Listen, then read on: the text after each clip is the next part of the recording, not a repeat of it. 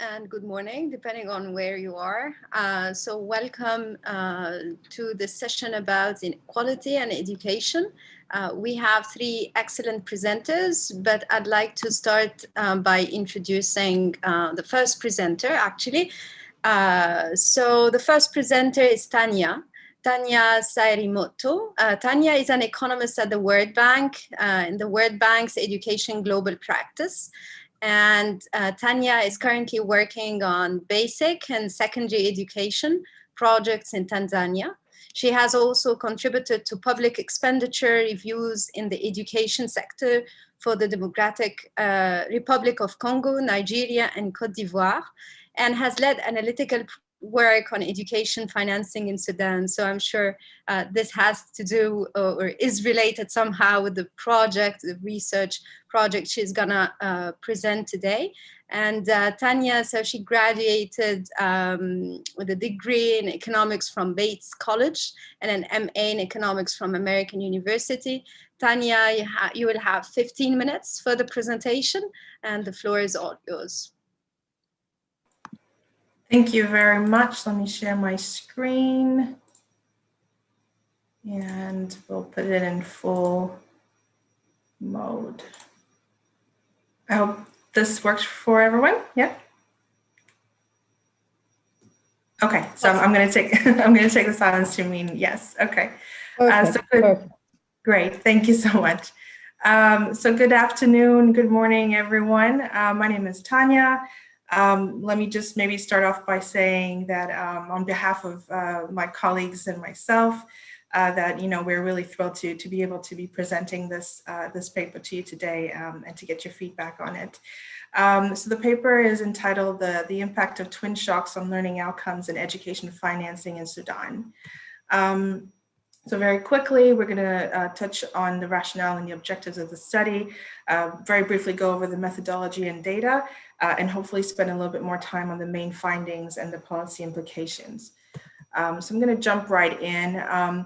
So in early 2020, when we were first looking at, looking into a study on the education sector in Sudan, we were actually looking at trying to understand what the impact would be of the very ambitious policy reform program that the transitional government had put forth. Now, Sudan had just come out of the revolution. The transitional government took office and had put together this very ambitious reform. Obviously, in March 2020, with COVID, things shifted quite dramatically. Schools shut down mid-March, and suddenly you had about 7.3 million children that were out of school. Now, the situation pre-COVID and pre-revolution was already quite challenging. There was an estimated about 3 million children that were already out of school, and about 40% of 10-year-olds that were not able to read or understand a simple text. So the situation on learning outcomes was quite critical. And this policy reform agenda that was put forward by the government was very, very ambitious in trying to address this. So we know that in the study we had to look at both of these events together. So this led to basically the objective of the study. So on the one hand, we wanted to be able to simulate, building on tools that were already developed, simulate the impact on one hand of the policy reform agenda, and on the other hand, simulate the impact of COVID-19 and the related school closures, the impact that would have on learning outcomes in the short term and in the medium term. We also wanted to look at how the decisions on public spending on social sectors, how that might impact those the learning outcomes as well, because we know that in times of crisis, it's very easy for governments to cut spending on social sectors, in particular in education. So we wanted to explore a little bit that area as well, what the impact would be on public spending on learning outcomes in relation to different policies on public spending. So In terms of the methodological framework that was employed in this study, there are two main models that we use. One is the calibrated pedagogical production function. This was developed by Kaffenberger and Pritchett in their 2020 paper. It's basically a very simple, formal, parameterized model of the learning process. And it allows you to simulate different policy choices and the likely impact on the learning outcome. This is what we use to simulate the effect of the very ambitious policy reform program. And then the other simulation model was actually developed by the World Bank, not by our team, but by some colleagues, where they basically developed a model to estimate the impact of school closures on learning outcomes in the short and medium term. Now, on this slide, we wanted to show sort of the specification of both models. On the right, this is the specification for the COVID simulation model, where basically the learning outcomes, which is the HLO, is basically a function of one, the length of the school closures, how many months, and we have different assumptions for that, but it's also a function of the mitigation effectiveness. So basically things like some of the remote learning programs that the government would implement to try to respond to the school closures.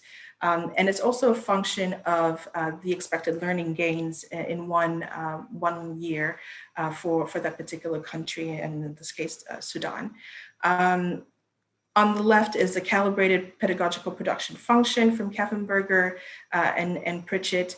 And here we basically adapted the parameterization to the Sudanese context. We go into this in a lot of detail in the paper, so I'm not going to spend too much time here. But if there's any questions, we're happy to circle back to this in the Q&A portion of the presentation.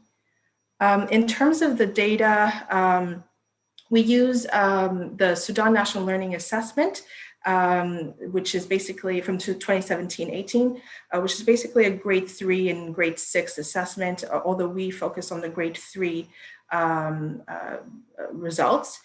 This is the principal sort of learning assessment indicator, and we converted to a harmonized learning outcome score using a methodology that's developed by the World Bank. We'll come back to this in a little bit.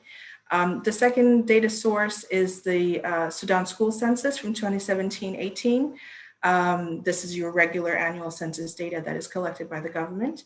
The third is a multi-topic high-frequency survey. Now, this is a survey that was administered by the World Bank. I believe the first round was in June or July of last year. And this is a nationally representative household survey that really focused on trying to assess the impact of COVID-19 on households across a number of different areas, including education. We also use data from the IMF, pre and post-COVID growth projections. We use this in the last part of the analysis on the projections of education financing. We also use data from the Ministry of Finance for budget data. We use a 2014 mix survey, which allows us to basically have a breakdown of access to different forms of tools, like, for example, internet, computers, phones, all the tools that are necessary for households to be able to benefit and participate in the remote learning programs that were implemented by the government. And then lastly, we use qualitative information from the 2020 National Education Conference paper, which outlines the policy focus of the new government. I'm going a bit fast, and so I apologize, but I realize I'm quite limited time-wise, so hopefully not too fast. So here we also wanted to, before we jump into the main findings, we wanted to highlight a couple of limitations and a couple of caveats that we thought are really important to highlight.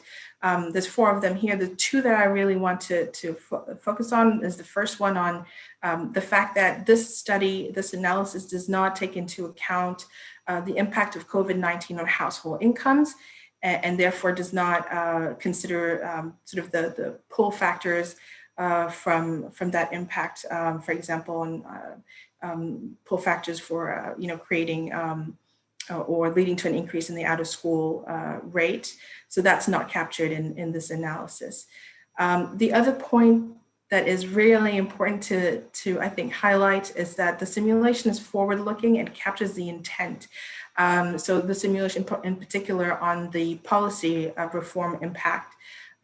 So we all know that the effectiveness of the policy is only as good as how well it is implemented, the implementation fidelity of the program. And so this does not capture that nuance. It really is just looking at if the government were to implement their full program and implement it well. So those are the 2 that I wanted to focus on. All right. So now focusing on the main findings, we've split the results into 3 different sections. The first is looking at the impact of the reforms on the potential impact, I should say, of the reforms on learning outcomes. The second is looking at the impact of COVID-19 and the related school closures on learning outcomes. Both of these are independent of each other. And under the third scenario, we bring both of these together to look at a net effect.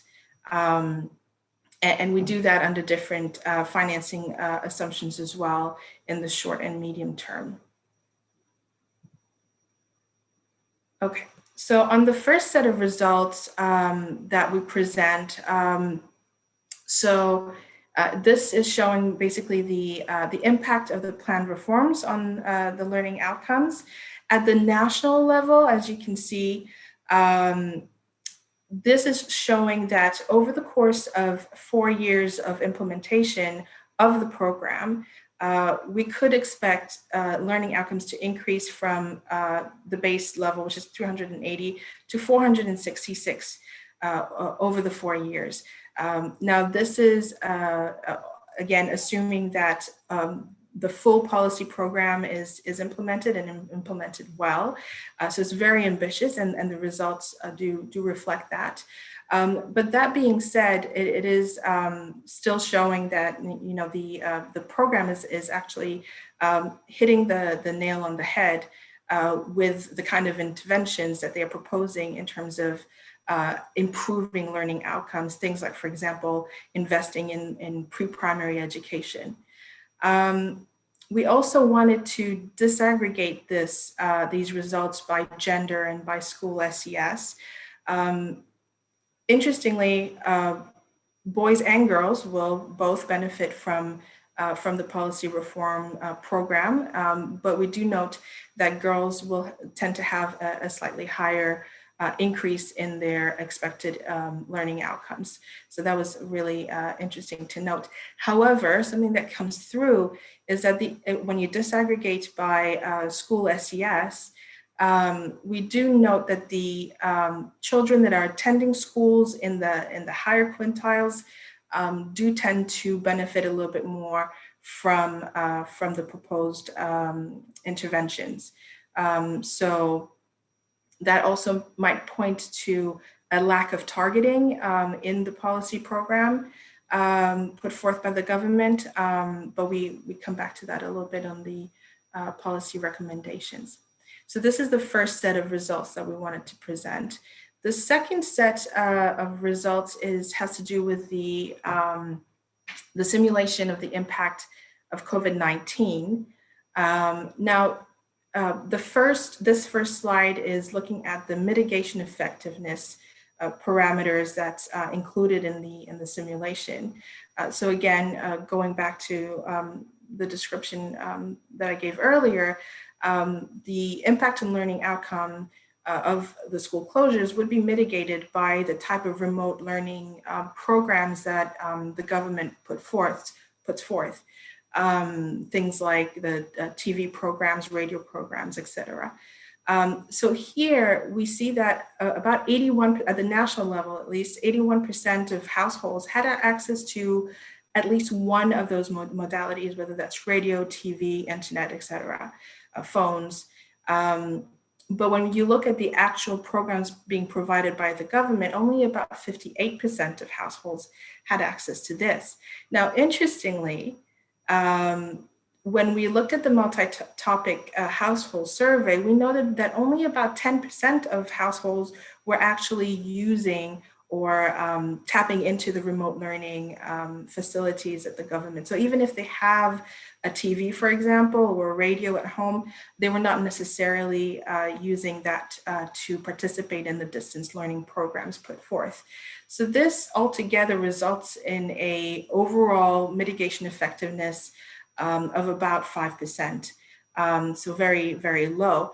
Now, if you disaggregate this across quintiles, you can also see that it's particularly low for children from the poorest households. So these measures, these remote learning programs were perhaps more effective for children from the wealthier quintiles. So that was an interesting observation. And so what is the implication on the learning outcomes?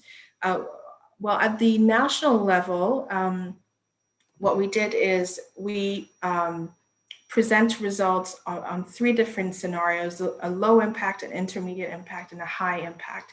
And what that means is on the low impact, we've assumed that schools would be closed for about 8 months. An intermediate impact is 10 months and the high impact is 12 months. Now, I think that the schools basically started reopening mid-February. So I think they were closer to about 11 months in reality. But at the time when we were preparing this paper, those were the three scenarios that we had chosen: 8, 10, and 12 months. And so that's what you can see, the green, red, and yellow projections. So under a low impact, so school closure of 8 months, we would expect to see a decrease in learning outcomes from 380 to 357 at the national level. And obviously with the more prolonged the school closures, the more severe the learning loss. In the worst case scenario, a decrease to 345. Now, again, when we disaggregate this by quintile, you can see that, well, first of all, the impact is felt across all quintiles. The decrease in learning outcomes is felt across quintiles. However, the learning levels for the students from the poorest households is already low to begin with. So the impact is particularly severe, I think, for this subgroup. Now, bringing all of these, or both, I should say, of these simulations together, again, here under the three different impact scenarios of COVID, at the national level, we see that this is now looking at a 1-year effect. So 1 year of policy implementation reform and 1 year of the COVID-19 impact. And here we see that there is still a decrease, even in the best case scenario, which is low impact COVID-19 scenario. There's still a slight decrease at the national level from 380 to 379, but this is significantly mitigated relative to the scenario without any intervention, policy intervention from the government. So we do see that, even though there is a slight decline, it shows it's actually quite a positive story in terms of the impact of the policy reforms. Now, again, in terms of the disaggregation across quintiles, the mitigation effect is there. But again, it's felt more strongly for children from more wealthier households. So the next thing that we wanted to do is to look at how all of this would be impacted if government were to increase funding to the sector generally. Now, Sudan has a bit of a history of underfunding the sector. In 2018, they spent about 9% of their budget on education. The benchmark or the target is usually about 20, internationally, usually thought to be about 20% of total public spending should go to education.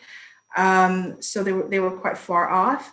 The transitional government had initially committed to increasing this to 20%. That was prior to COVID.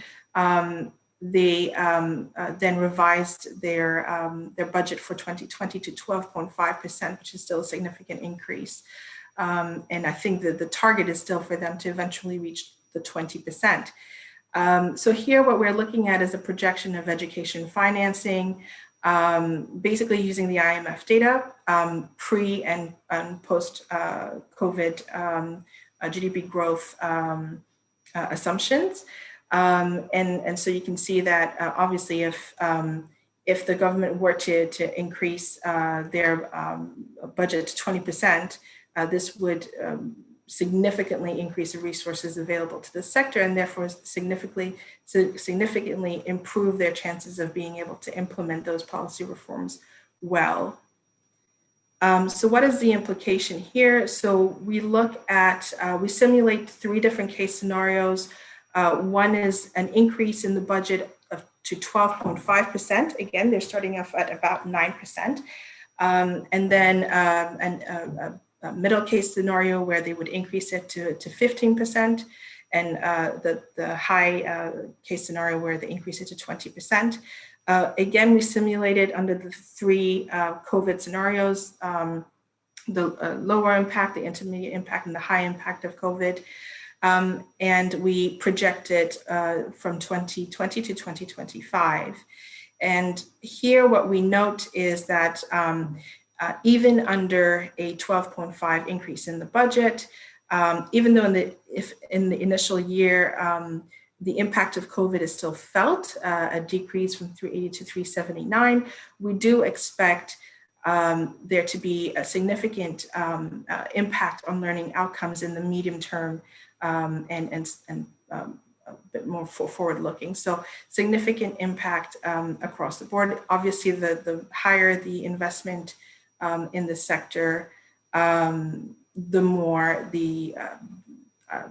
or I should say the easier it would be for the government to preserve the learning outcomes in the sector. All right, so the last point that we wanted to make this morning is on the policy options. So there's a couple of things that sort of came through in this analysis that we thought was worth mentioning. So the first is that it is possible to limit learning loss in the short term through effective and widely available learning solutions. And the 2 operative words here being effective and the other being widely available. And I think this will drive a lot of the policy recommendations that are coming, well, partly from the World Bank, but I'm sure other entities as well, recommendations to the government on how they might want to address this for potentially future situations where they might need to rely on remote learning solutions, and to make sure that those are actually going to be deliver the kind of results that they would expect. A sub point or related point to this is that the government might want to provide some additional resources and improve connectivity or access to connectivity to ensure that remote learning is accessible to everyone, and particularly try to target the poor and the marginalized households. The second sort of overall point, that message that came through here is that it's important for the government to plan policy reform well, and if possible, to prioritize the most impactful reforms very early on. From the paper, you will see that different policy proposals have different potential impacts on learning outcomes. So if we do want to improve on that statistic of 40% of 10-year-olds not being able to read or understand a simple text, it will be very important for the government to be able to prioritize those interventions that actually do impact learning outcomes. The third thing that is important and that comes through in this analysis is that targeting and prioritizing children from the poorest households should be part and parcel of the policy reform agenda in a very obvious and deliberate way, which it wasn't in the 2020 conference paper. And then lastly, we hope that the message that comes through is that it's important to ensure adequate allocation of resources to the sector and to preserve this financing even in times of crisis. The impact of this on the short-term and the medium-term learning outcomes is quite substantial. So I believe that is the end of the presentation. I hope I didn't go over too much. Excellent. Thank you so much, Tanya, for this insightful presentation. May I ask you to please stop sharing your screen? Sure. Excellent. So I'll be sharing mine for the discussion. I'm assuming that you're able to see my screen, unless you tell me the opposite. Perfect. Great.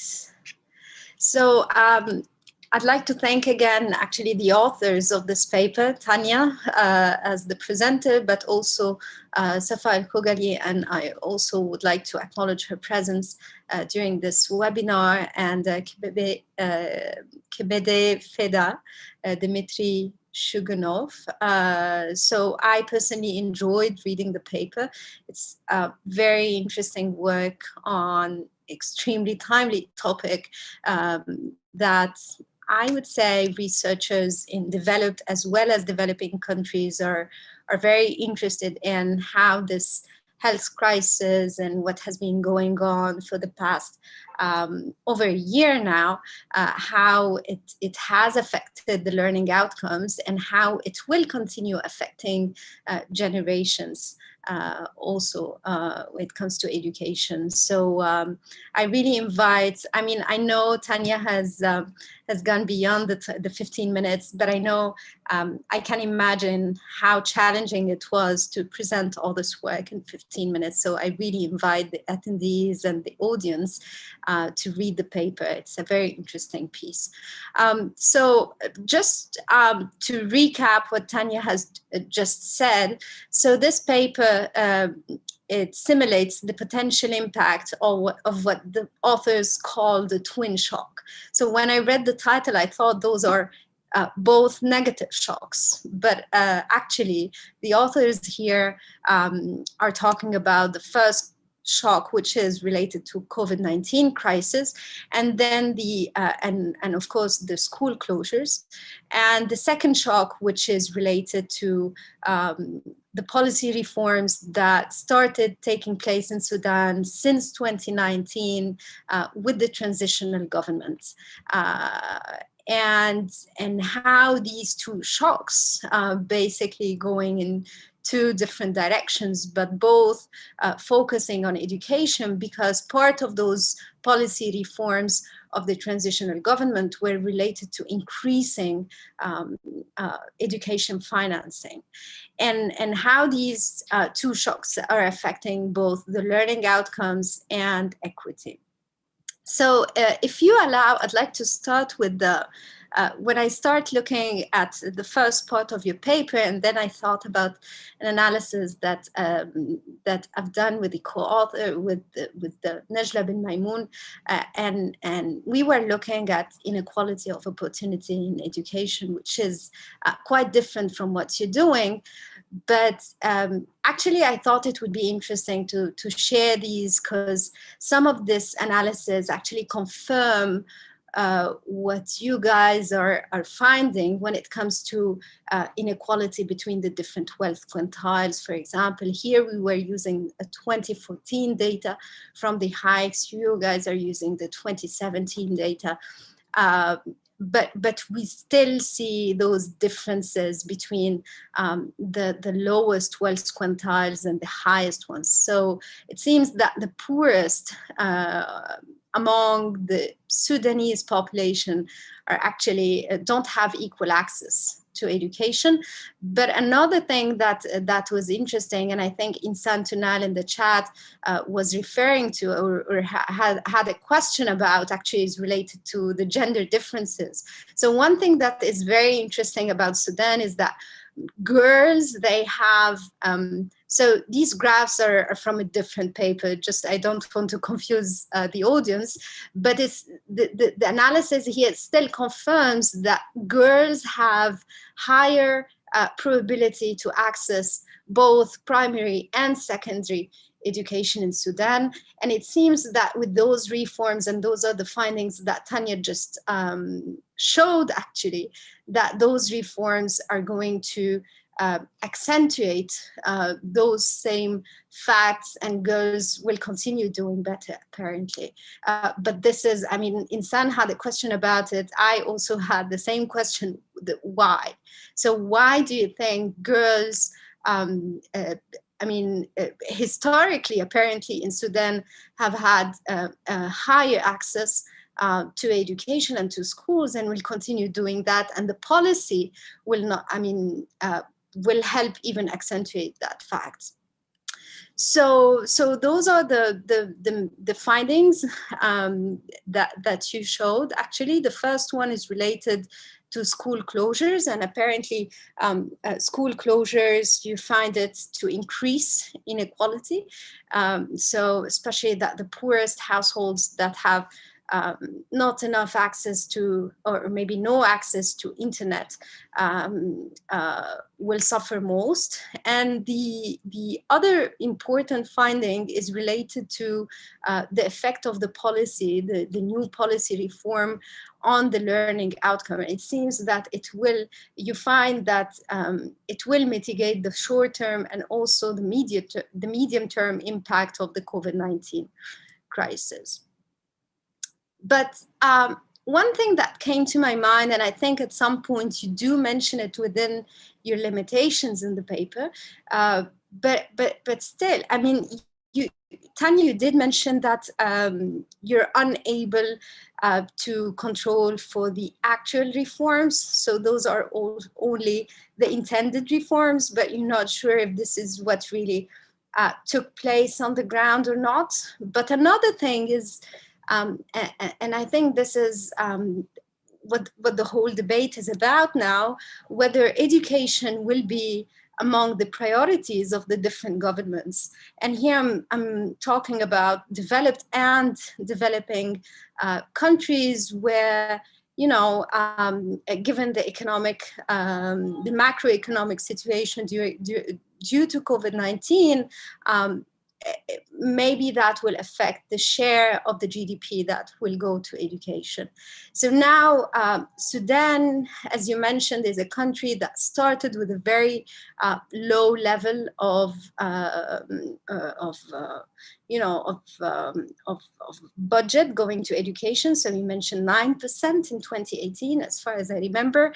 So to what extent do you think the Sudanese government will be able to sustain those reforms and to keep increasing those the finance and financing education as planned? So in one of your simulations, you assume, or you simulate it as 20%, which is great, but now, given the real circumstances and the current circumstances, to what extent do you think this will be valid and this will be able to happen actually,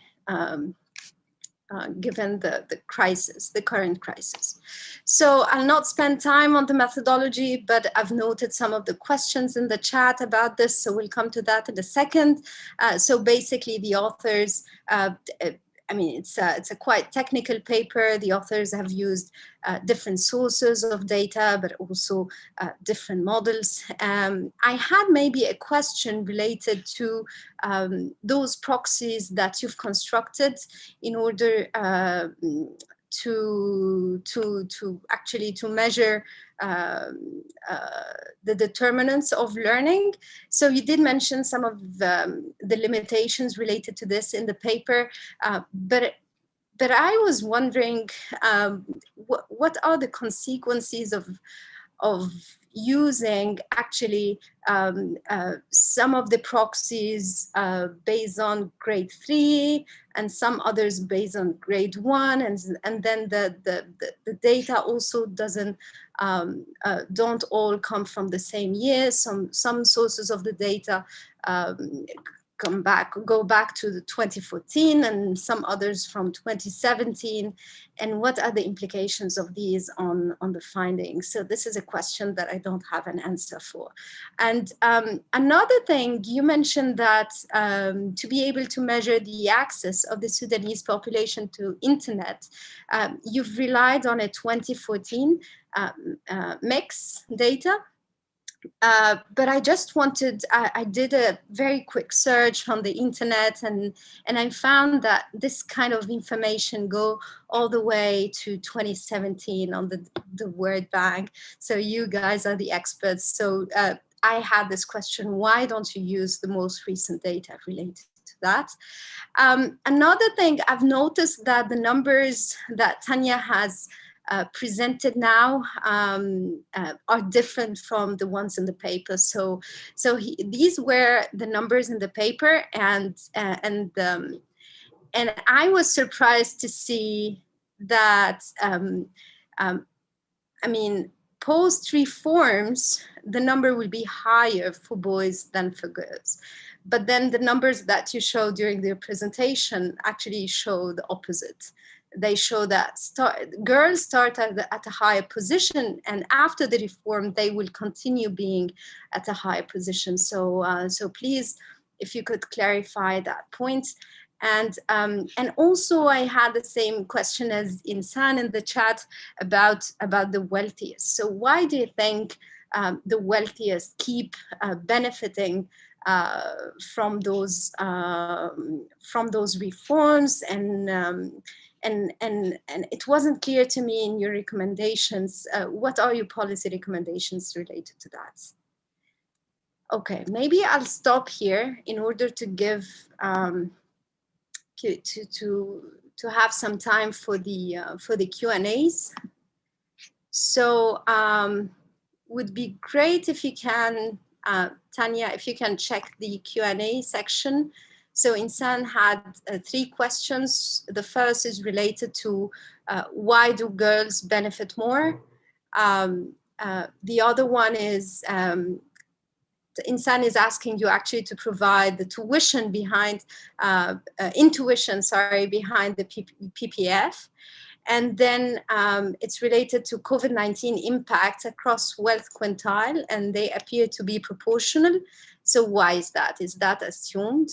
So those are the 3 questions. And I'd like to also remind the audience and the attendees to please write your questions in the Q&A or to use the raise hand button if you would like to come and ask your question live. So Tanya, you'll have about 5 minutes to answer as many questions as you can. Please. All right, thank you, Rana. And thank you very much for all of the very helpful and relevant questions. So maybe let me address perhaps the easiest one, which is the difference in the numbers in the paper and what's been presented. Actually, you picked it up. It was a mistake in the graph, but if you look at the table that's right above it, and in the paragraph in the write-up, we actually had the right numbers. It's just that in the translation to the graphs, there was a bit of a moment of loss in translation there. So apologies for that confusion on the difference in the numbers between the graphs and what was presented. On the question of the implication of using different years for different sources of data. So we've actually, for the mix 2014, as we mentioned, that was really used to calculate the access of households across different wealth quintiles. We don't think that necessarily would change drastically between 2014 and 2017, and fairly accurate representation of the situation. And it's the one source of data that allows us to look at different types of technologies, whether that's internet, but also phones and radios, which were very widely used in the remote learning program that was set forth by the government. So that was the most complete sort of source of data for that part of the analysis, and we didn't think that really had necessarily much of a change between 2014 2017. You did show an interesting a graph with 2017 data on the share of population that had access to internet. I'm not sure if that also had for the other sources. We're more than happy to explore if there's a source of data that's more recent that includes all of the different technologies that we looked at in the paper. But so that's a great point and well noted. On the question of how much could we expect the government to actually meet its objective of 20%, this is the million-dollar question. And I think what's been really encouraging is that this is not a usual situation. This revolution in the this transitional government has a very firm commitment to really introducing radical change in all aspects. Education is a very important platform to them. So if this was any other country that we work in, I would say probably take it with a grain of salt. But I think given the very unique circumstances surrounding Sudan, I think it's quite likely that they will actually at least try to reach a little bit closer to that benchmark. I also want to acknowledge my colleagues who are online, Safa, Feda, and Dima, if they wanted to maybe come in on any of the questions that have been raised.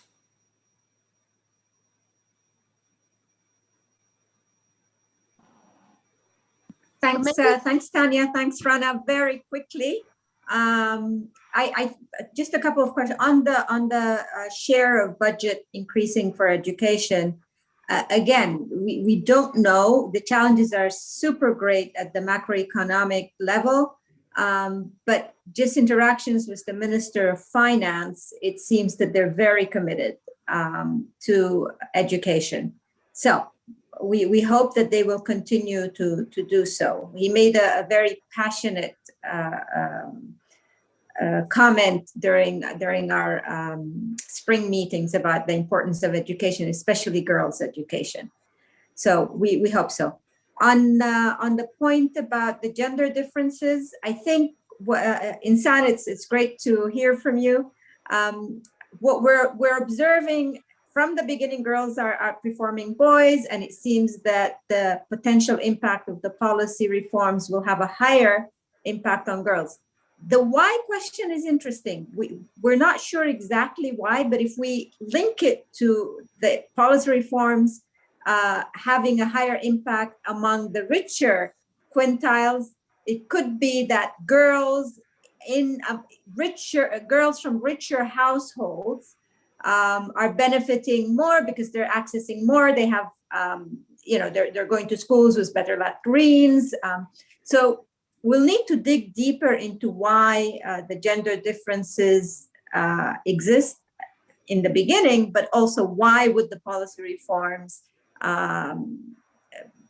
have a much higher impact on girls than on boys. Let me stop here. Thank you. And maybe let me just add very quickly, Rana, the question on why did the wealthiest keep benefiting?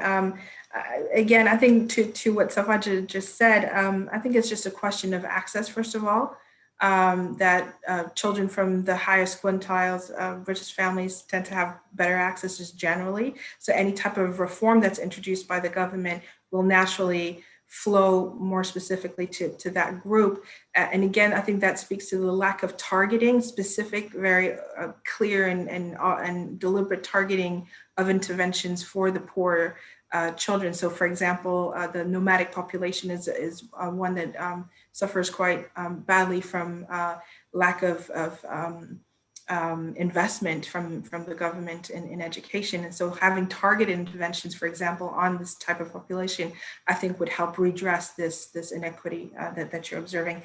There's also very good questions on the PPF model that probably will not be able to do justice in 5 minutes. It's quite an intricate model.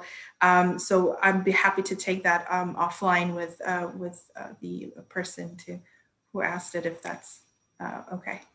Excellent. Thank you so much. And I believe we need to stop here in order to give enough time to the next two presenters. So I'll invite Paul Magdisi to take the lead. Hello, Paul. Hello. How are you? So I will present the next speaker. So the next speaker will be Hayden Germany. Is an associate professor of economics at the High Institute of Accountancy and Business Administration at the University of Manouba in Tunisia. His research interests are in development economics, water resources economics, and labor economics. So the floor is yours. Many thanks, Paul. So I will share firstly my presentation.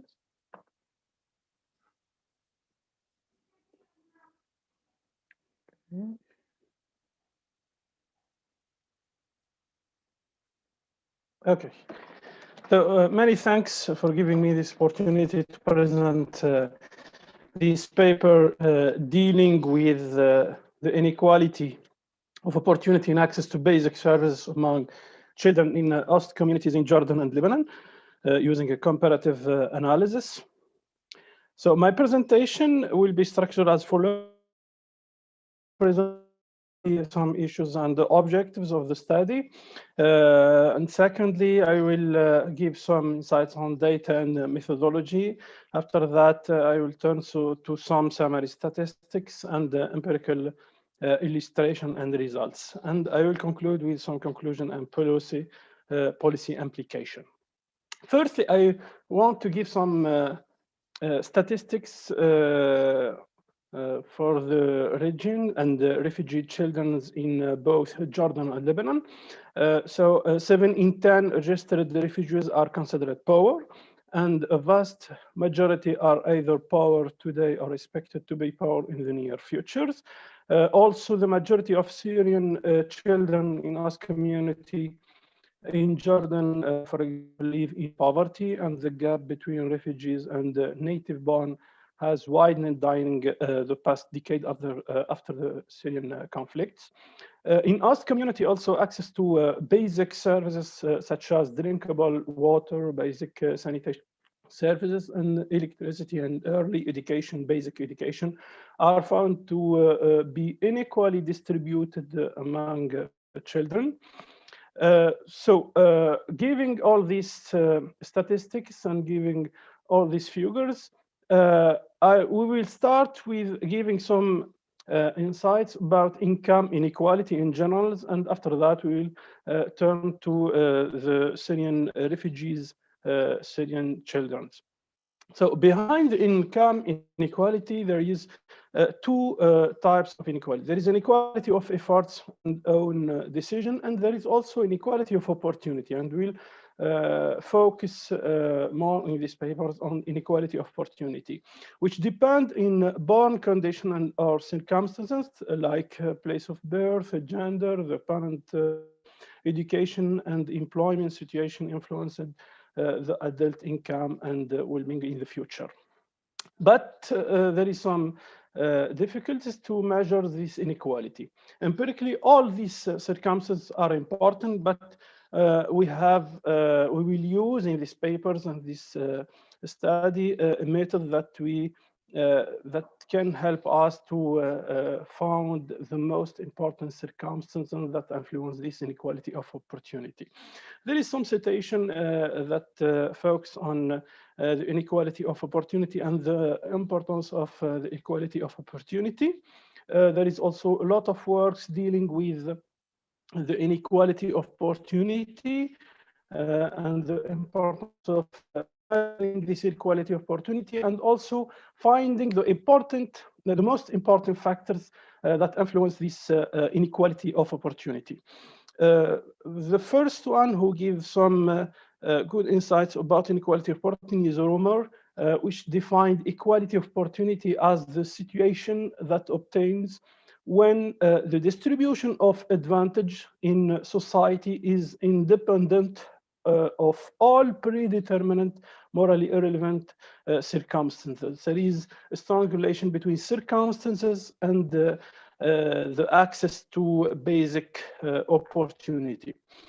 Also, Peregrine said that according to the opportunity egalitarian ethics, economic inequality due to factors beyond the individual responsibility are inequitable and should be compensated by society, whereas inequalities due to personal responsibility are equitable and not be compensated. So the main objective of this paper will be to assess the extent of inequality of opportunity in both countries, Jordan and Lebanon, using a bottom-up approach focused mainly on children.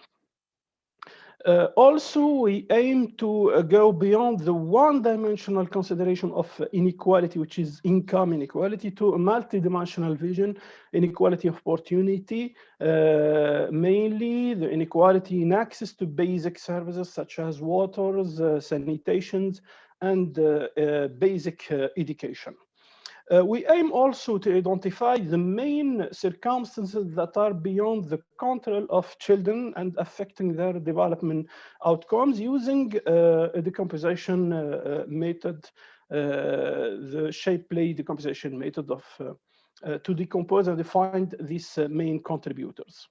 We aim also to monitor if public policy are equalizing opportunity. Specifically, we aim also to answer a sample question: what are the chances that a Syrian refugee's child in Jordan and Lebanon have adequate access to basic services regardless of his or her circumstances at birth?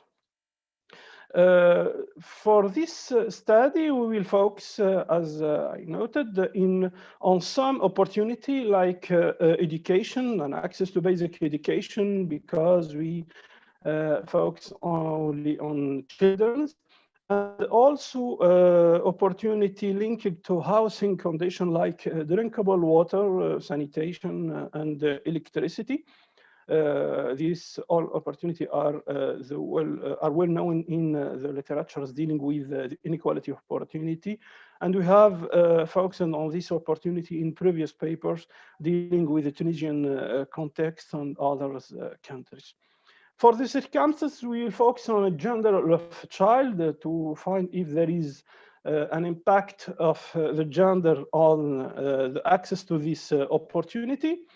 Being from Syrian refugees family is an important circumstance, and we will find also after that this circumstance is the most important contributors to this inequality of opportunity. Also, education level of household and economic situation, also the gender of household head and the number of siblings. Empirically, we will use the Human Opportunity Index methodology using during the last decade in some papers. This methodology is based on estimating a logit model because we are dealing with access to services. there is some contributors are mentioned are explicative factors. And we will estimate the probability of access to this opportunity, which depend on these circumstances aforementioned. Before estimating the human opportunity index, we will estimate an inequality of opportunity index, which is the dissimilarity index, and this index is linked to all the circumstances we mentioned. After that, and finally, we will estimate the human opportunity index, which is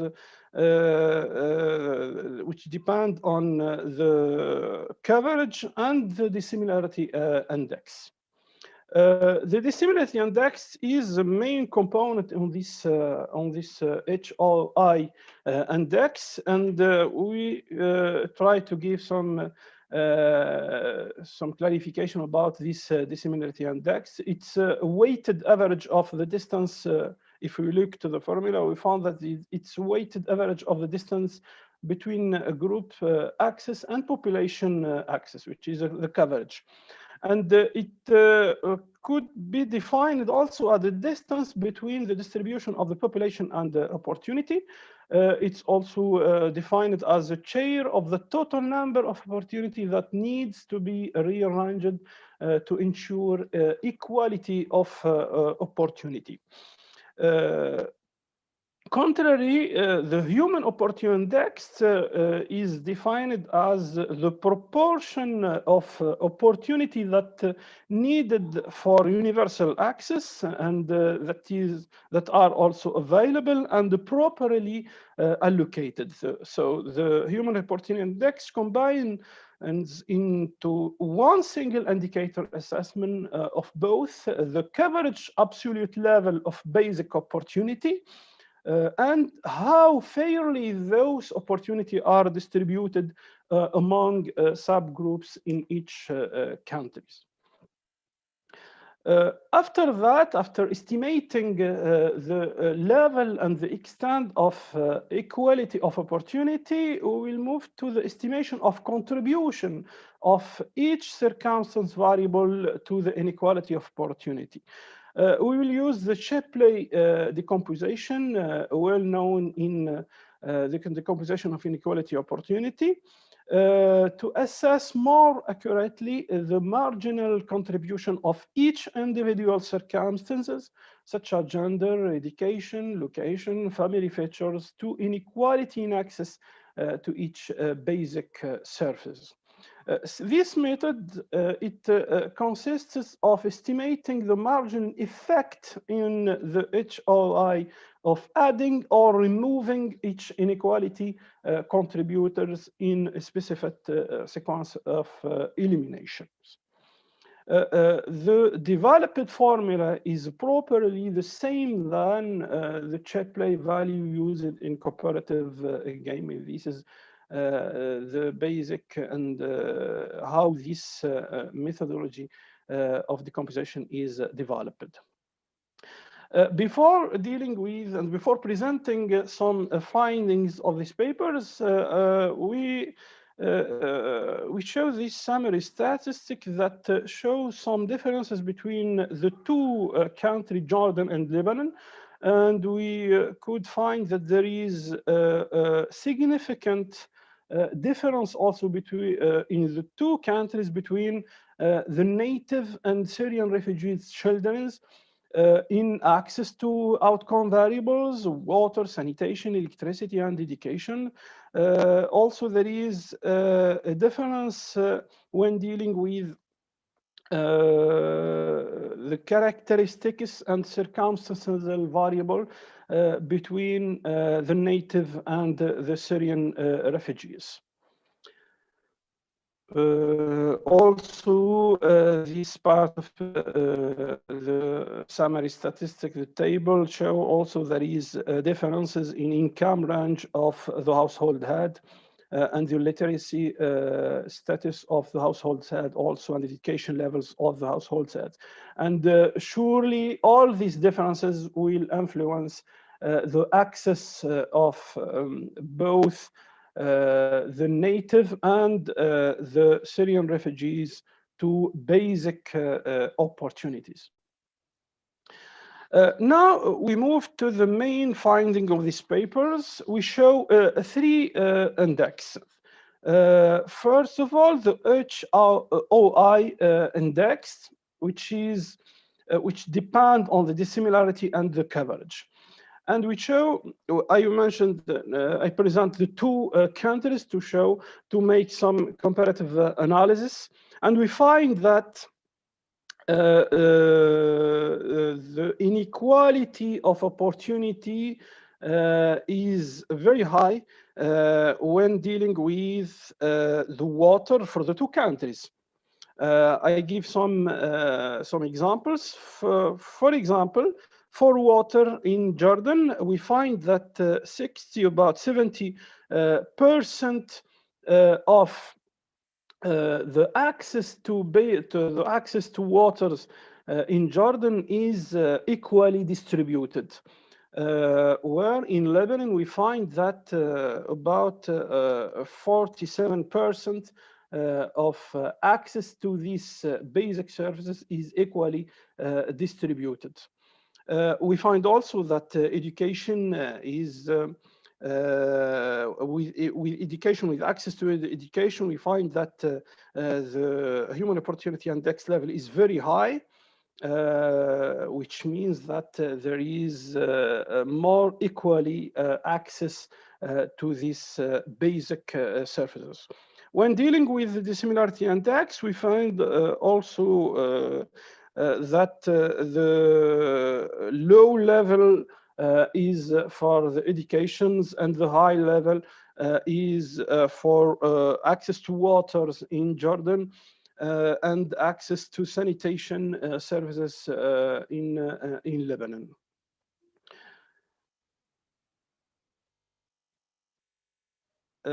So there is some differences between the two countries.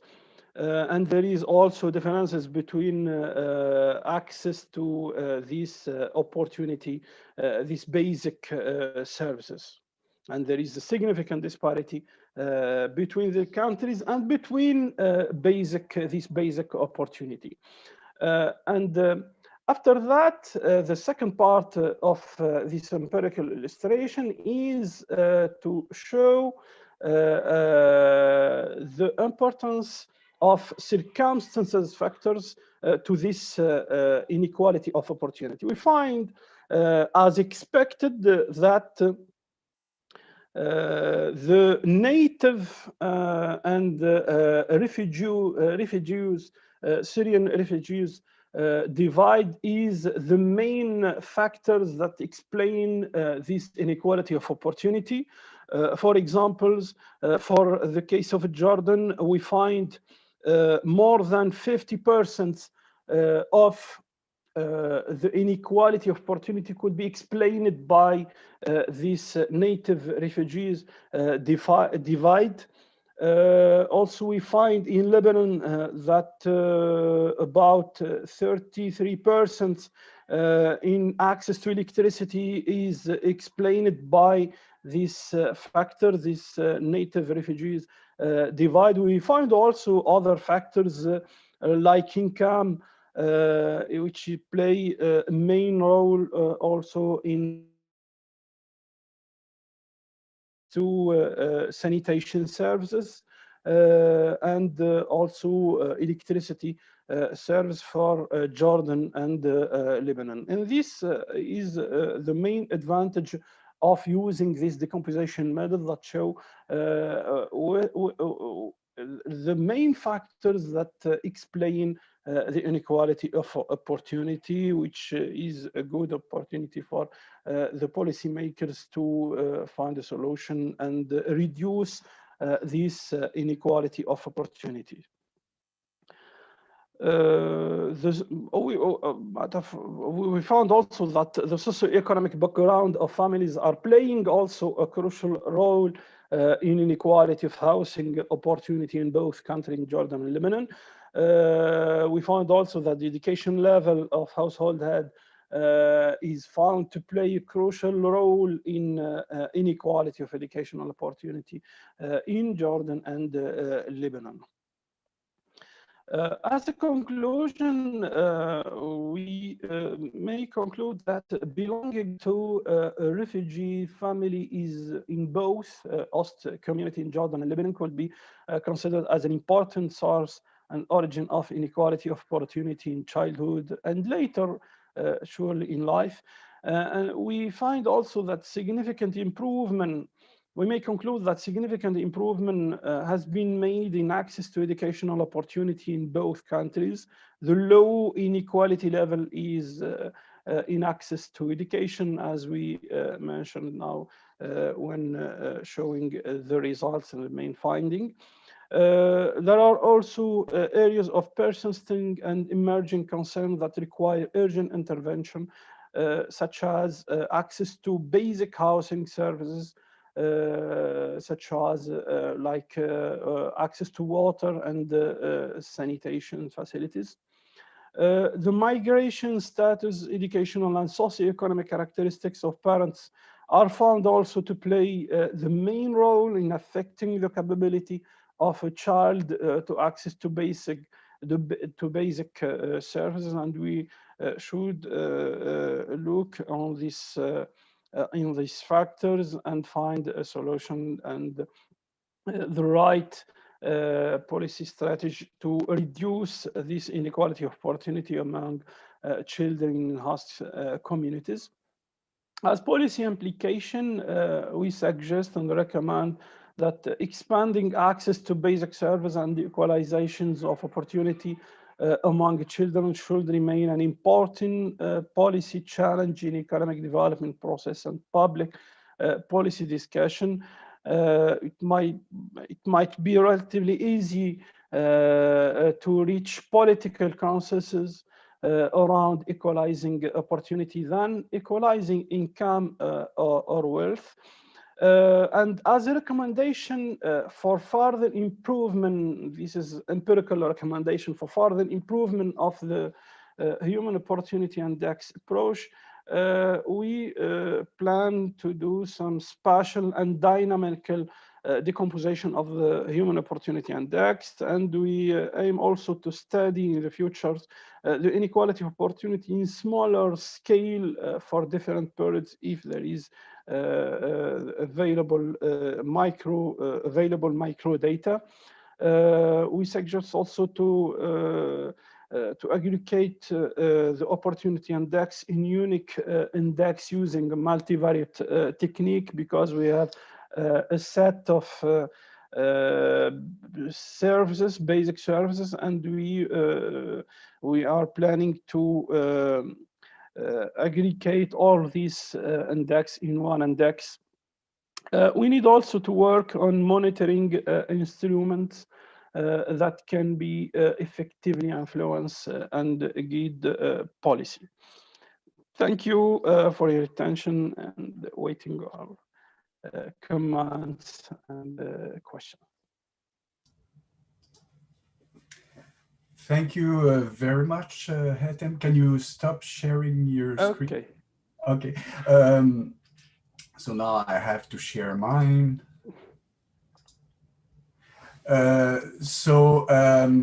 Thank you for this nice presentation.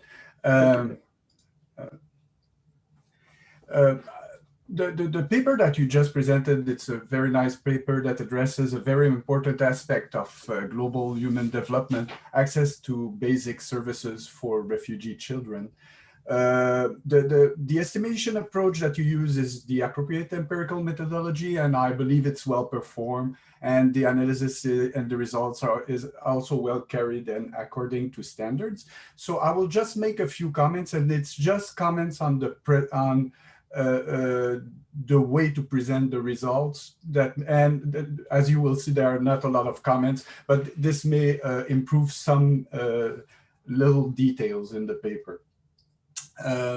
So somewhere I believe, and so since you're working with the 2015-16 survey and one of the country is Lebanon, I believe that somewhere you should mention that things have substantially deteriorated in that country since 2019. So most probably the results are affected by that, but you're doing with what you have. There's no other survey than this. So this was the situation prior to the economic crisis that affected even the native population in this country, but I'm pretty sure it affected even more the refugee population. In table 1, and you presented this also, these descriptive statistics today, access to electricity is 100% for natives in Lebanon and 96% for refugee. And then anyone who had visited Lebanon would wonder, how do you define access to electricity?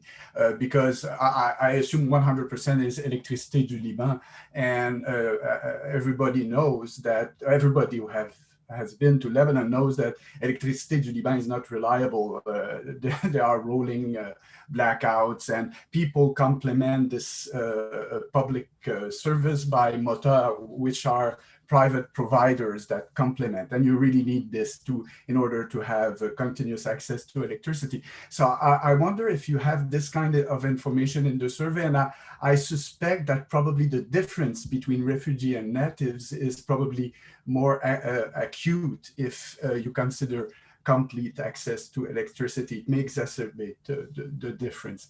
I'm not sure, I'm just guessing here. In the interpretation of your descriptive statistics, you mentioned that the difference in access to sanitation between refugees and natives is higher in Lebanon than in Jordan. You should be a little bit careful here because both refugee and natives in Lebanon have better access than natives in Jordan. So how do you define the difference? So I assume here that you define the difference in absolute term, but if you take the relative difference, then refugee have 69% of native access to sanitation in Lebanon and 64% in Jordan. So it depends how you define this difference. And so you may add this in the discussion, but as I said, nothing wrong with the paper. It's just a way to improve or add information in the paper. And finally, I think this is a more important one. You presented this figure today, and when you present on the same figure, the Human Opportunity Index, the dissimilarity and the coverage, here I'm using P-bar in the presentation. Today you were using C-hat for the same thing, the average probability of access. If you look carefully at the graph, it sums up to 160, 150 something. It doesn't sum up to 100%. And the reason is that those are not three components of a global thing. So the Human Opportunity Index is coverage times 1 minus the similarity. Since it doesn't add up as the Shaplay decomposition that you present in the other figures, probably for these three values, I will keep them separate, because then it makes more sense when you look at the graph that they do not stack up one on top of the other. I think it will make a better presentation. The numbers are not wrong, the numbers are accurate, but it's just a presentation issue here. And I will stop my discussion here. If anybody has any question, feel free to also type your question in the Q&A section. I will let Hayden answer or comment on my discussion, and if any questions come during that time, then I will read the questions. Okay, many thanks, Paul.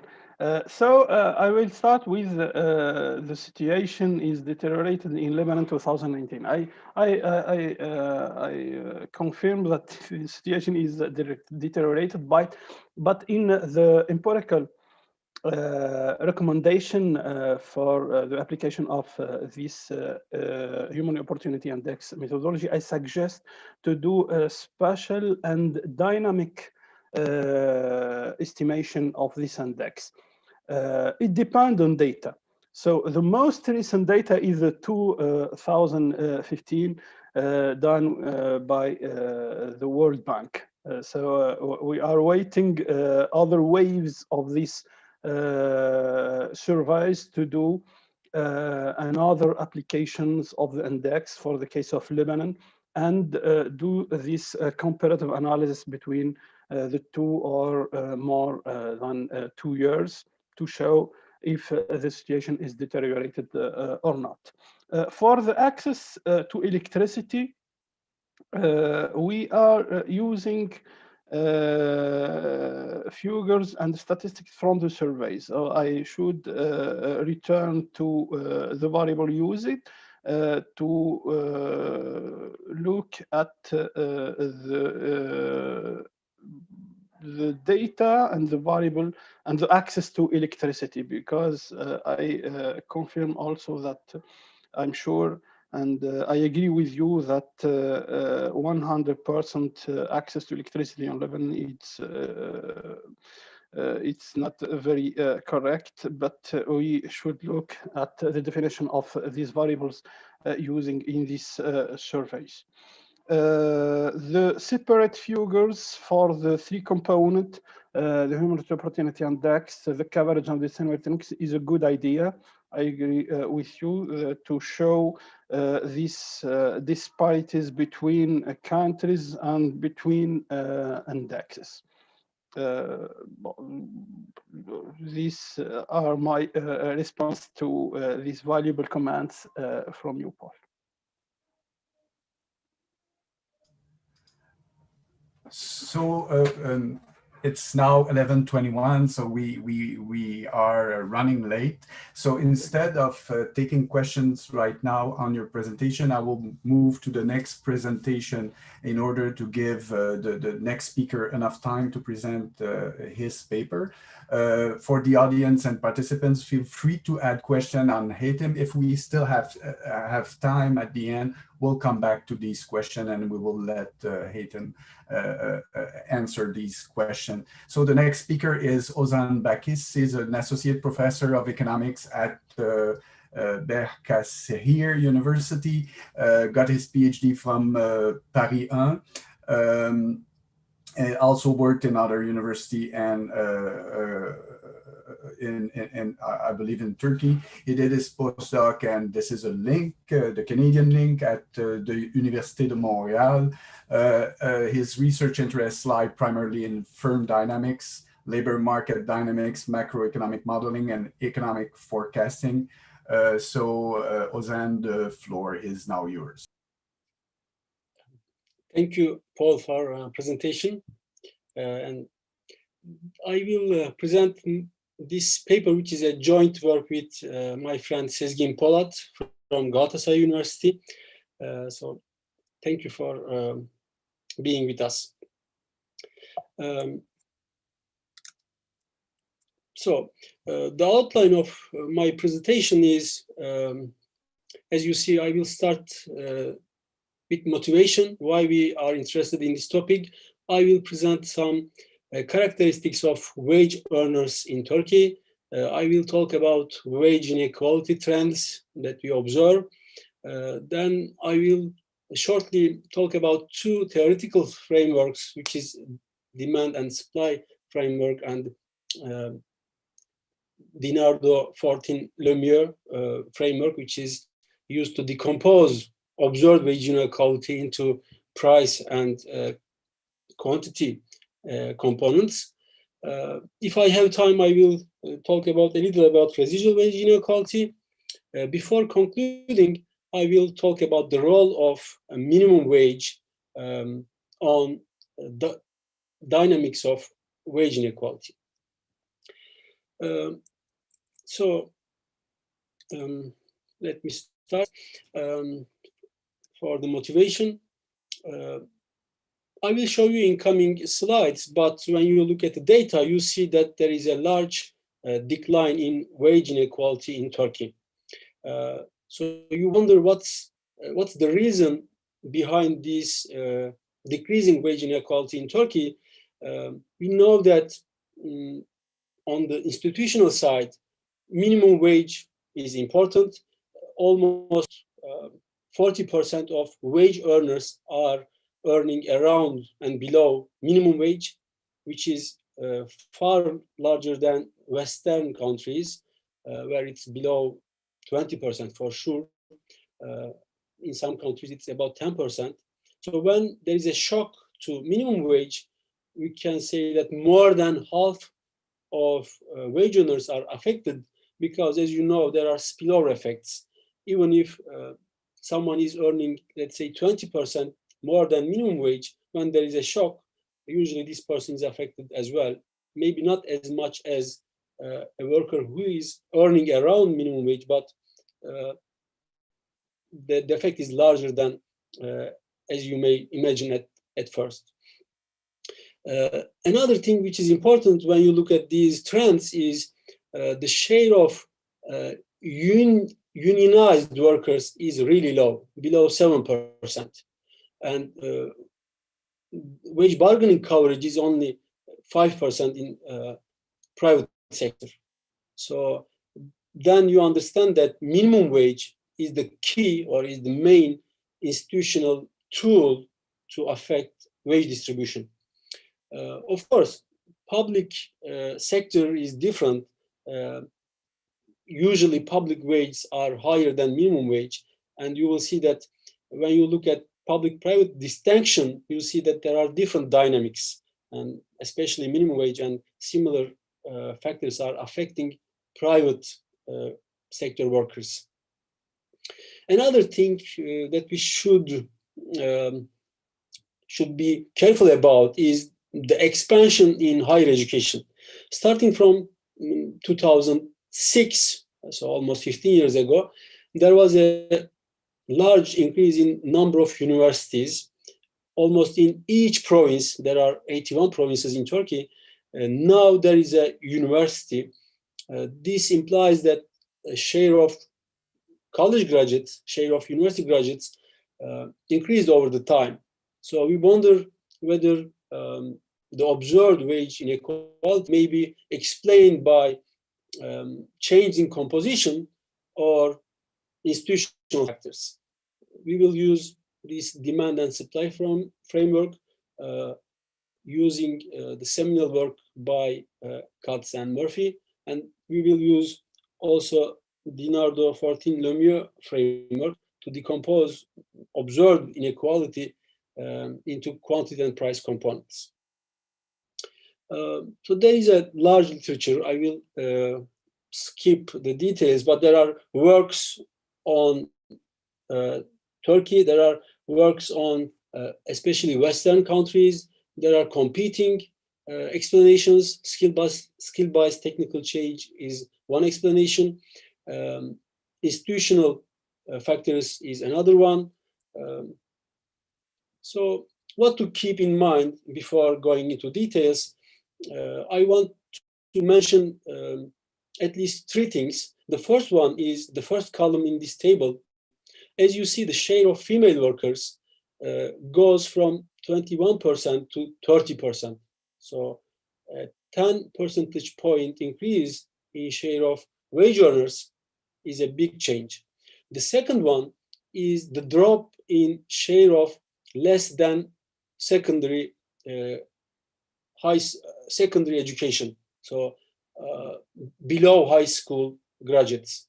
You see their share is going from 56% to 44%. Again, more than 10 percentage points a decline. This is again an important change.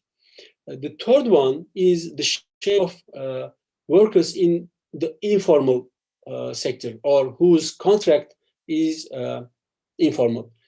They are usually getting a wage which is lower than formal sector earners, and usually they are not registered with social security institution. This is our definition of informal, working informally. As you see, their share is going from almost 30% to below 15%. So there is a large decline in share of informal workers. There are other things as well, but you see on the table, even these three factors are important, and we expect that these affect wage dynamics over time. So we will look at, this is why the composition or compositional changes are important. We will see the role of these changes on wage dynamics in coming slides. Before going into details, this table shows you how the distribution of wage is related to schooling, share of female, and share of informal contracts. In x-axis, you have wage percentiles. On y, in the graph on left, you have average years of schooling. So as you see, there is a positive correlation between wage and schooling. So no surprise. And this correlation is getting stronger, if you want. There is a shift in the curve, which is going upwards because number of years of schooling on average is going up. When you look at share of female workers, they are evenly distributed. So at all percentiles, you have almost the same share of female, which means that women has a homogeneous distribution among wage percentiles.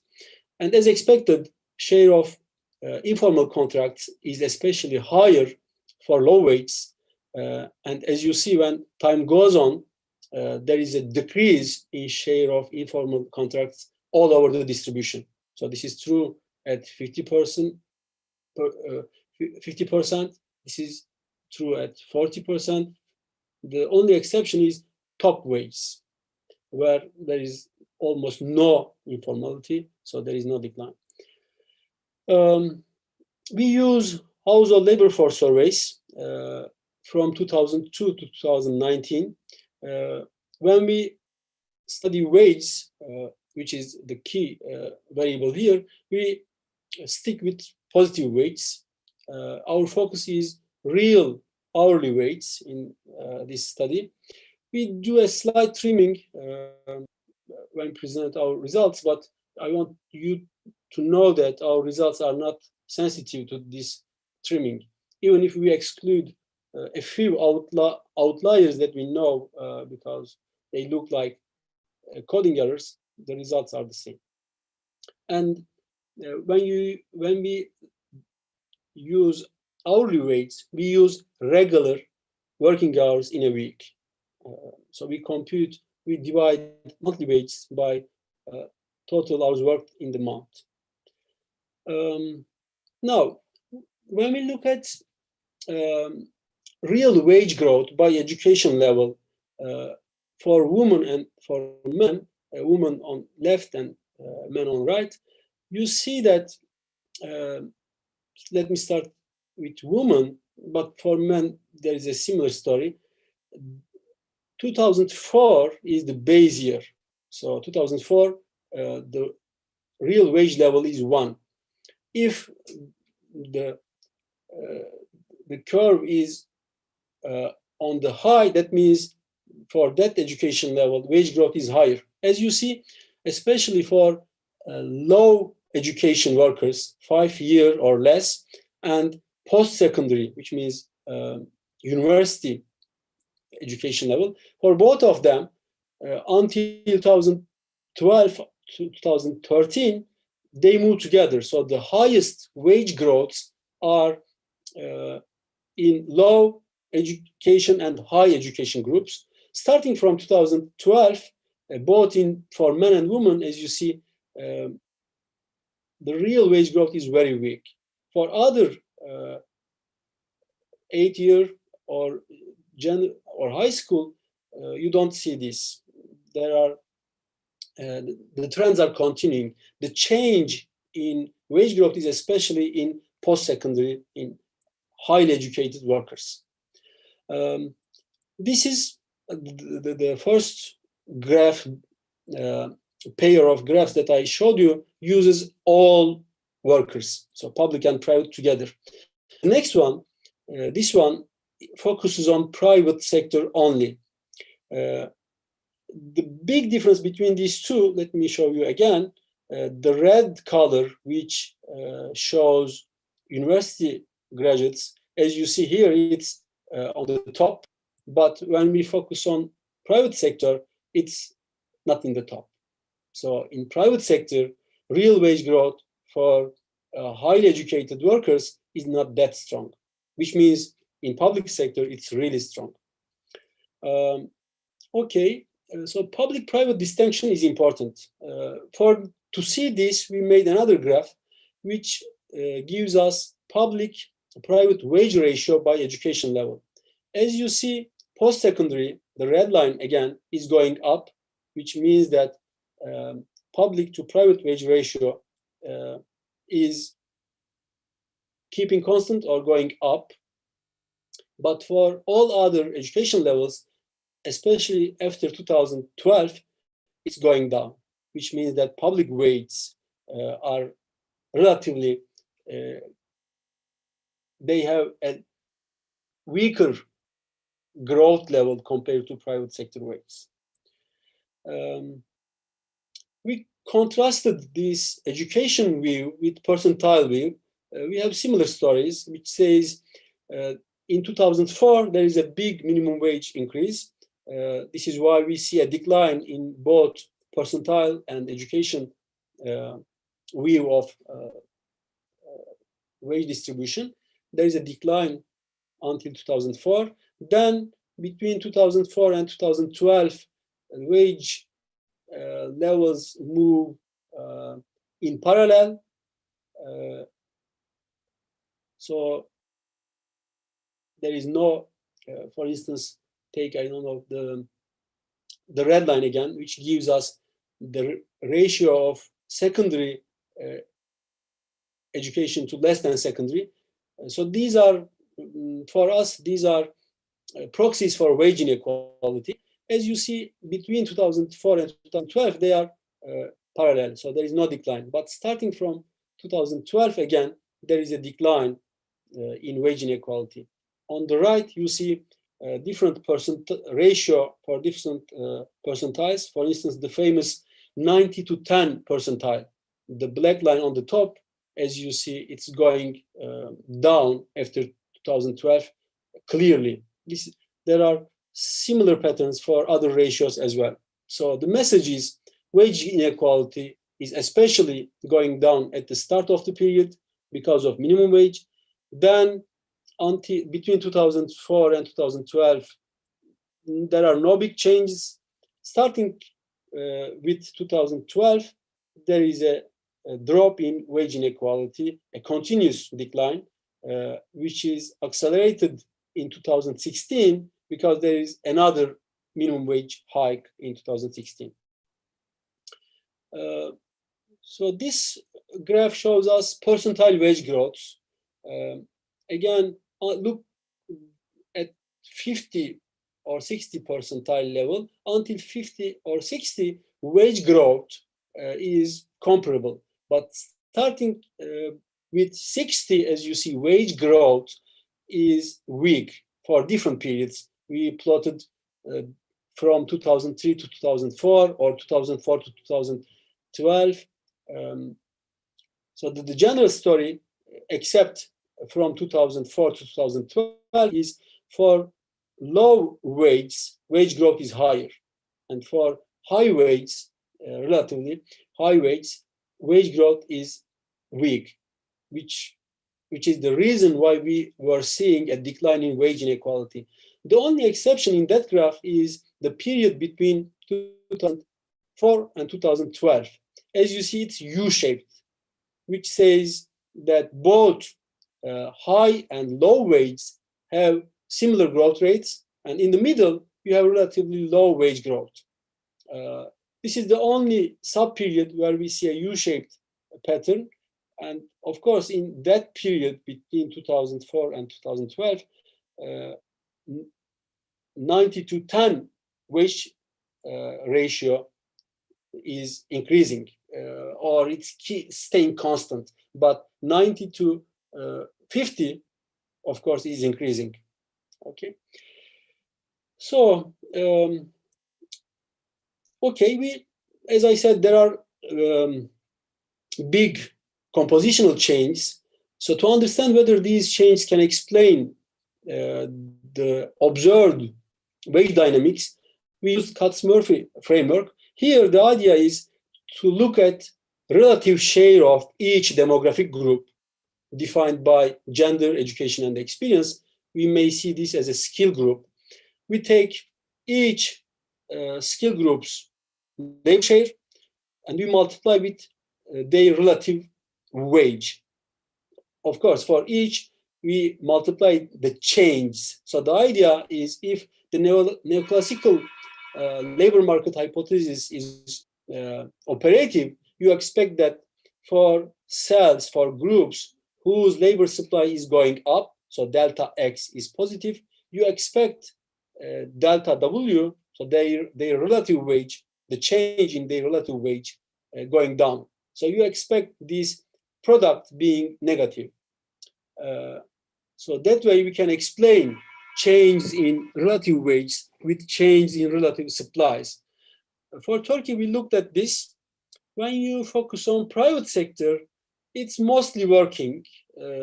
So there are almost no positive entries. We looked at all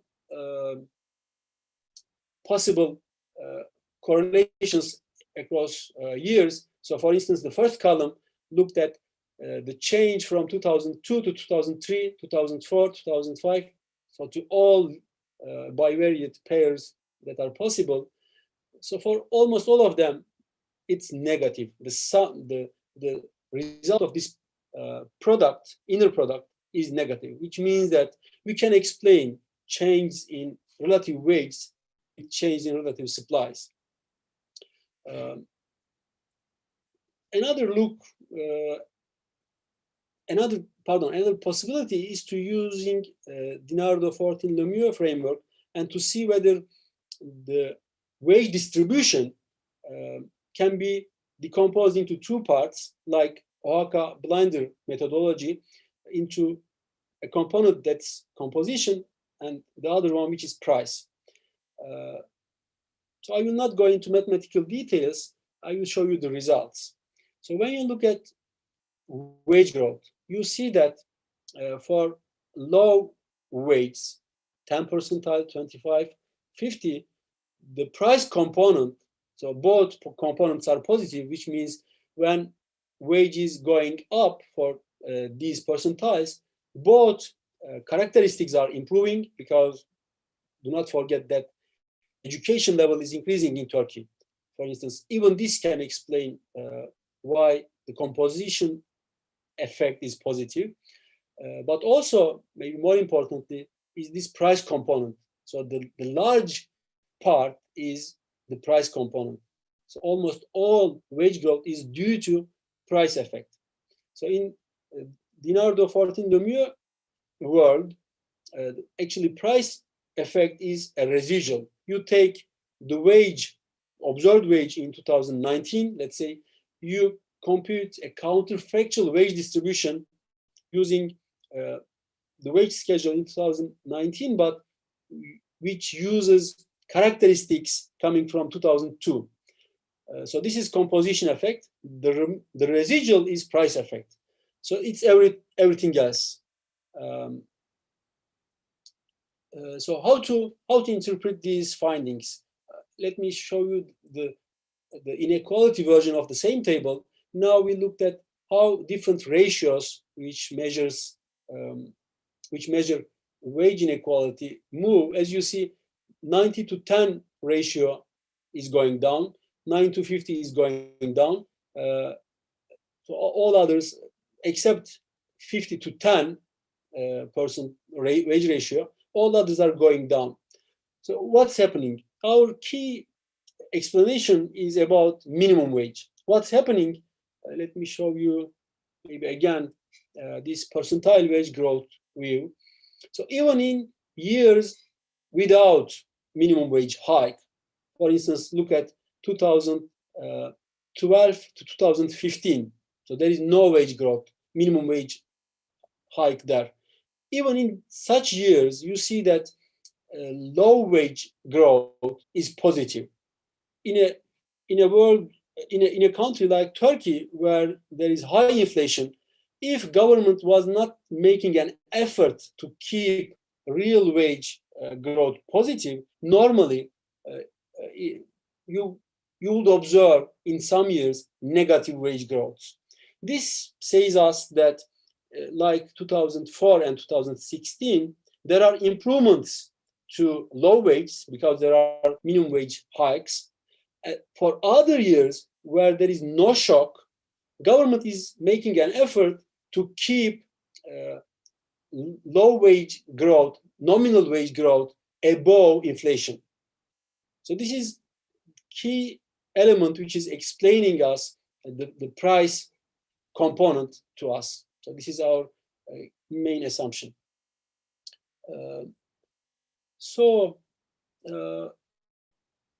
I am running out of time. I don't want to keep you long. Just give me 1 minute, please. One other thing that we looked at was, okay, minimum wage is important. Then the question is, real minimum wage level can explain wage inequality measures, such as 90-10 percentile. We made a regression which uses minimum wage level from 2002 to 2019. So now number of observations is not that big, but still it gives us an idea. We regress various inequality measures on this real minimum wage level, of course, including an intercept. This is the result for all workers. The red line is the red points are the red line is observed wage inequality measures, 50-10, 75-25, 90-10, and 90-50. And the blue triangles, the blue line shows the predicted wage inequality using only minimum wage as a predictor. As you see, except 90-50, it's almost perfect. These are all workers. When you focus on private sector only, you see that it works perfectly for all 4 measures that we are using in that regression. So minimum wage, real minimum wage, is almost the single or the most important explanatory variable which explains various inequality measures. Okay, I will skip the conclusion. This is just a summary of what I already said. Thank you for listening, and I am ready for your questions if you have any.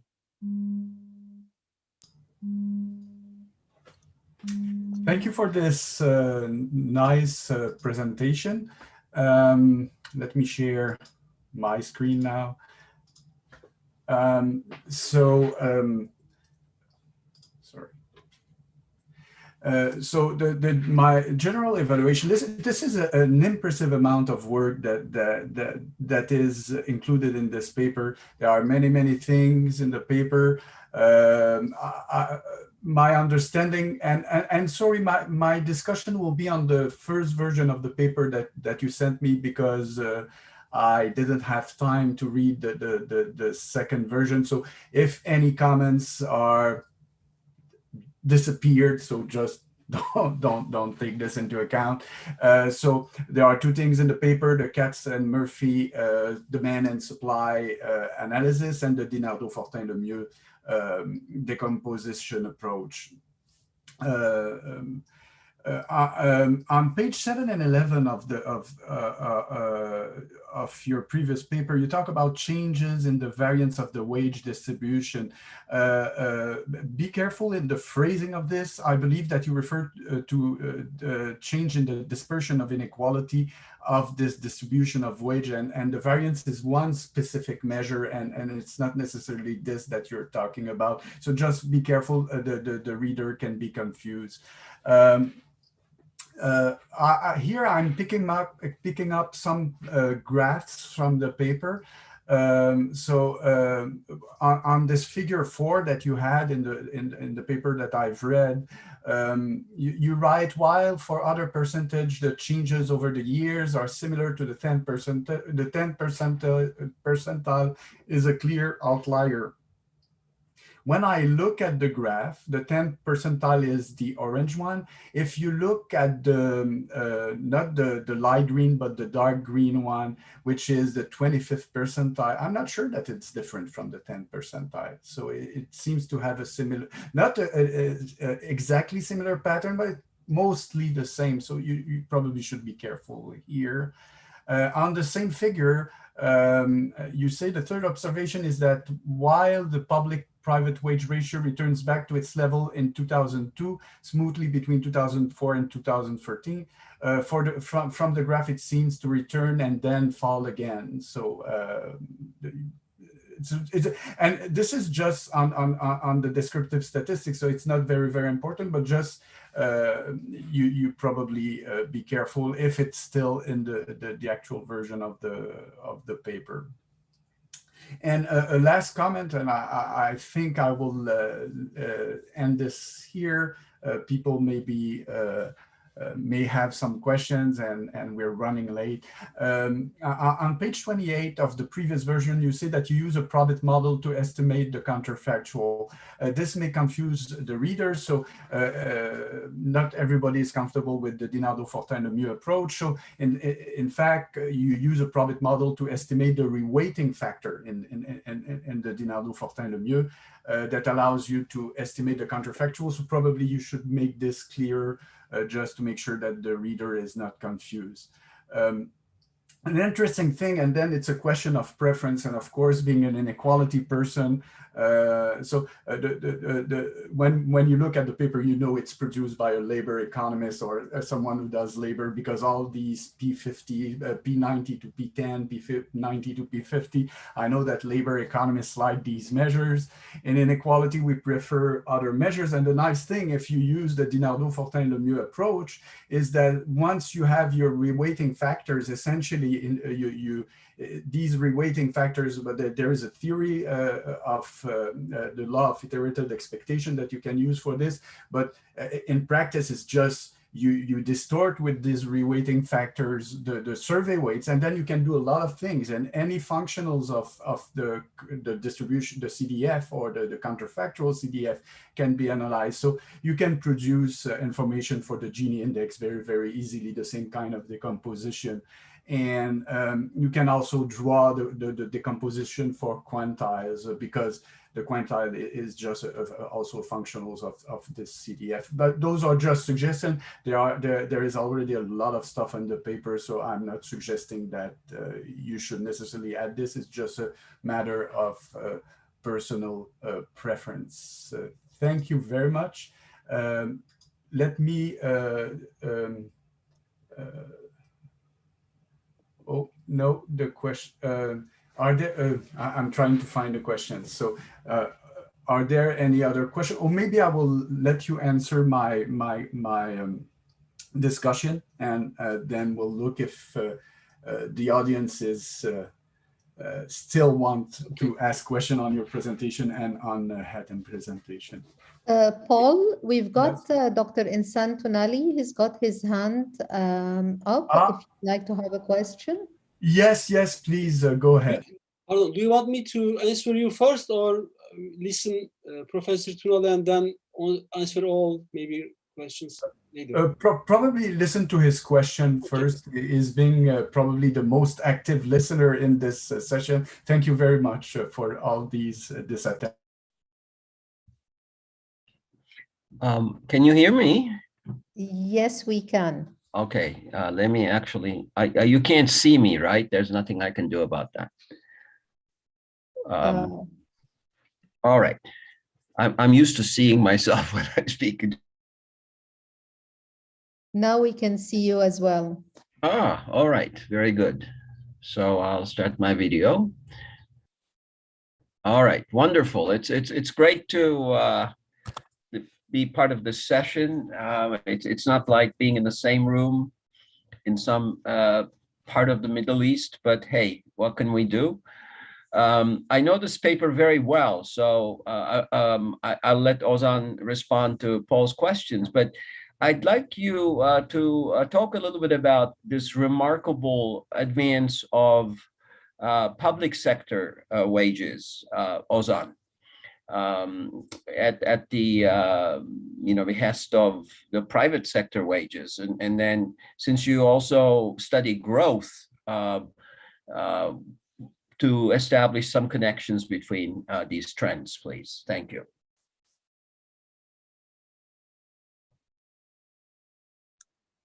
Pardon, Hocam, the question about growth and public sector wage, can you repeat that, the last part? I think I missed the question.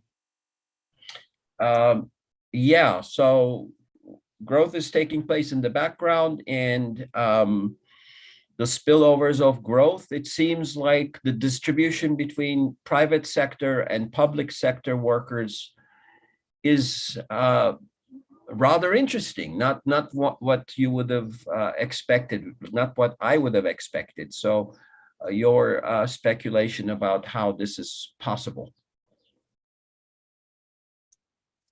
Okay, thank you. Maybe any other question, if anybody wants to ask, maybe I will answer all of them. If no, I will go and answer Professor Tunali's question.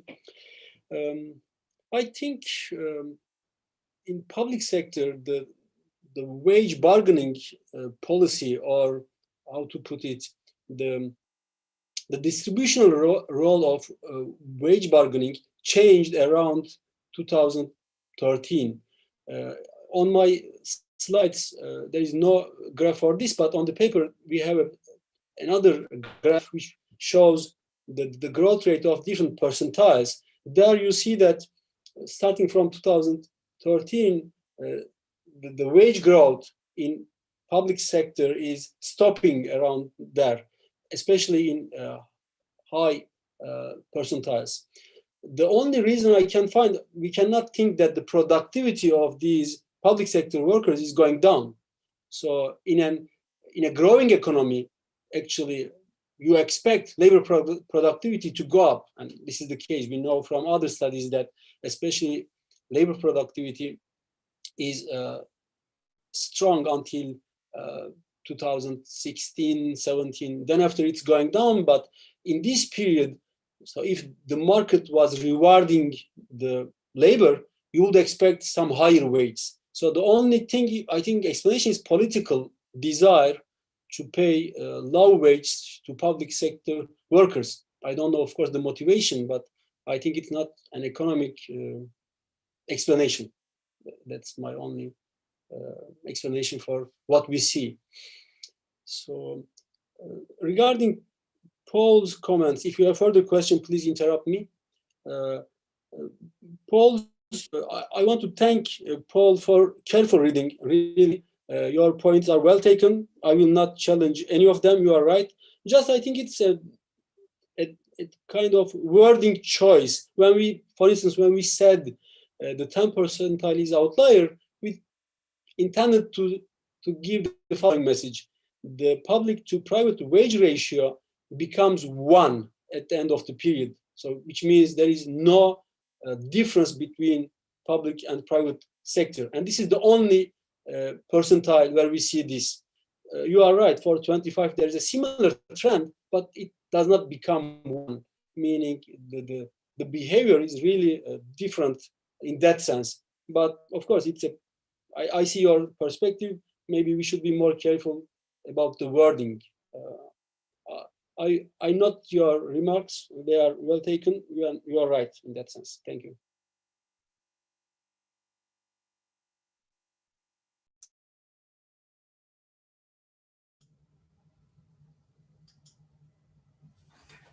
So thank you very much. So I don't know if I'm in charge to close this session, if there are any more comments. So maybe Shireen, if you're still there, you want to close the session?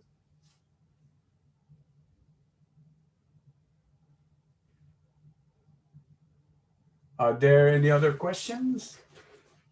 So I believe it's my role to close the session. So thank you for all the presenters, wonderful presentations today, and hope to see every one of you in person at some point in the future.